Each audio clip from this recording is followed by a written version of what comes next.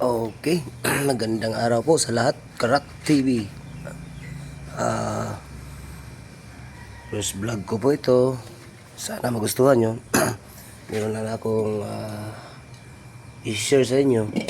Ito po isang ref na Sharp po. 2 doors ref. Mga 7 cubic yata. Ito 7, ganyan, 7 cubic. So, ang ginawa ko po to, pinalitan ko ng bagong compressor na pang R600. Mga technician to, alam to. Yan. Sa Panasonic po yan, oh. Medyo nag-back boost lang. Di bale, kukunan ko na lang yan. So, ayan. Ito yung compressor niya, bago. Luma pala. Yan. Tapos yan ang bago. Bali, R6, 134A po to. Yan po ang refrigerant na ginagamit ko. So, tinimbang po yan kagabi. So, nasa 61 grams po. Yan, 61 grams. So, ito ngayon, ito yung pressure niya ngayon. Yung high side niya, nasa 80 siguro, ganyan, 80 to 90 psi. Saka yung low side niya, nasa mukhang hindi pa umabot ng negative 10, nasa negative 8 yata. To ganyan, negative 8 siguro. Tapos yung temperature niya, kalalagay ko lang. So negative 14 sa freezer niya. Tapos sa chiller niya is 6.3 degrees Celsius. Ayan. So medyo nag-backwash pero nawala naman. Ayan. So, babawasan ko na lang yan siguro. So ang current nito ngayon nasa 0.4, 0.5 ganyan. Kagabi kasi limutan kong ilabas yung clamp ammeter ko. Pero yan yung medyo, so ang maganda nito mas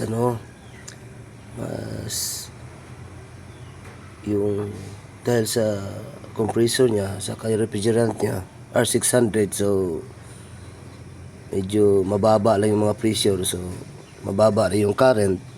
So dyan ka makapag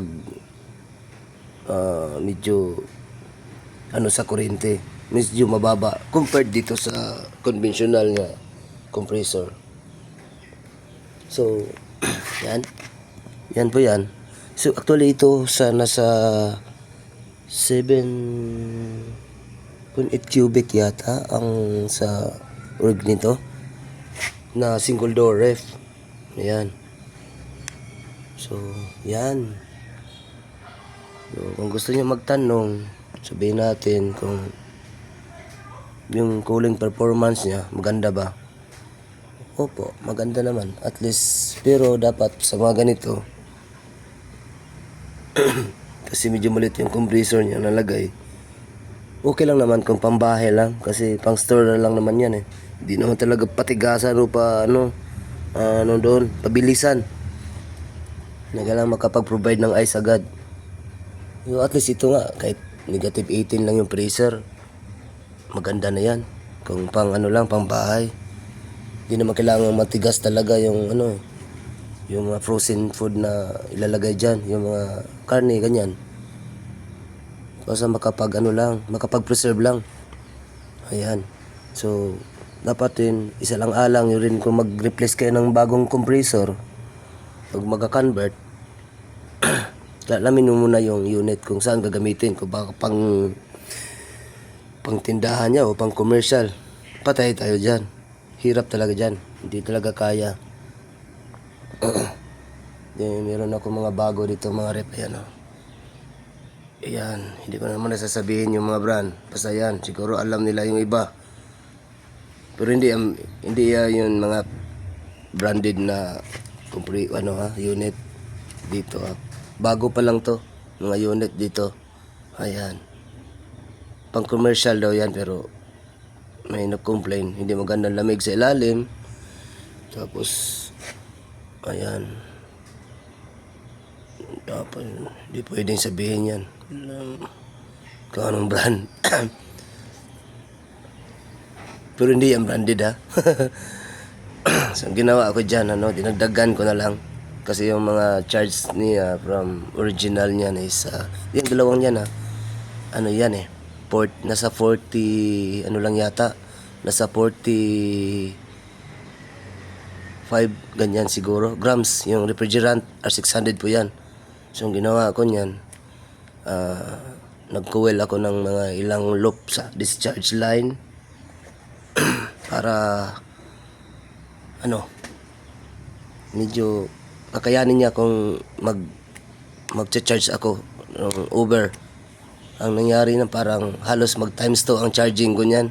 Hindi pala. Kasi 40 nasa yung 45 ginawa kong 65 grams ito. Yan, dalawang unit yan. Yan.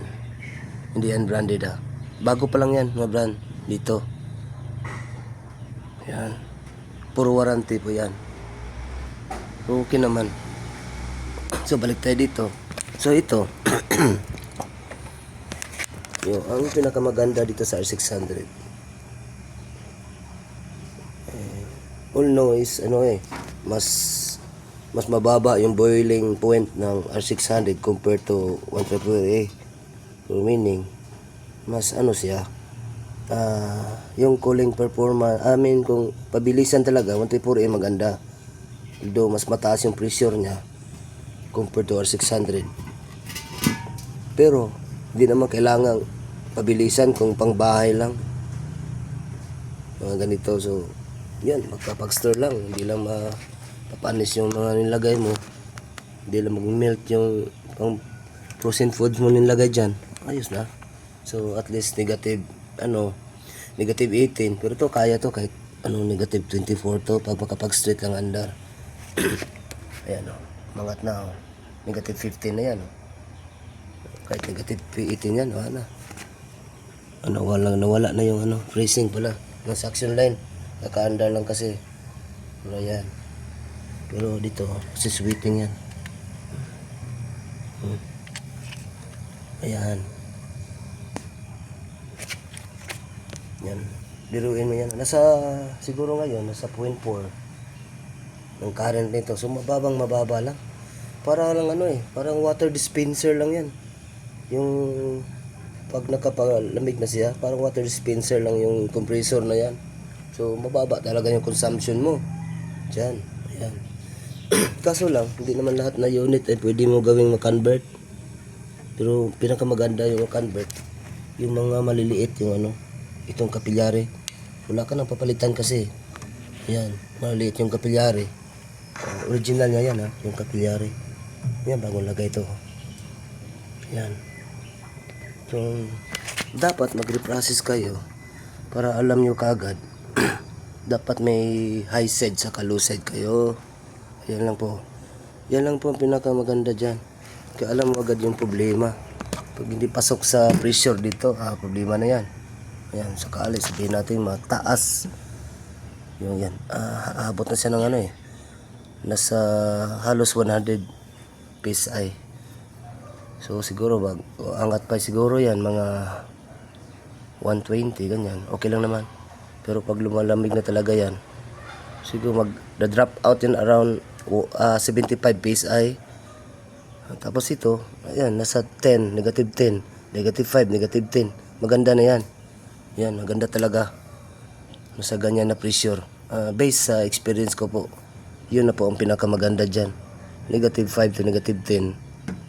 Tapos, non-inverter po to Non-inverter po yan na R600 na compressor.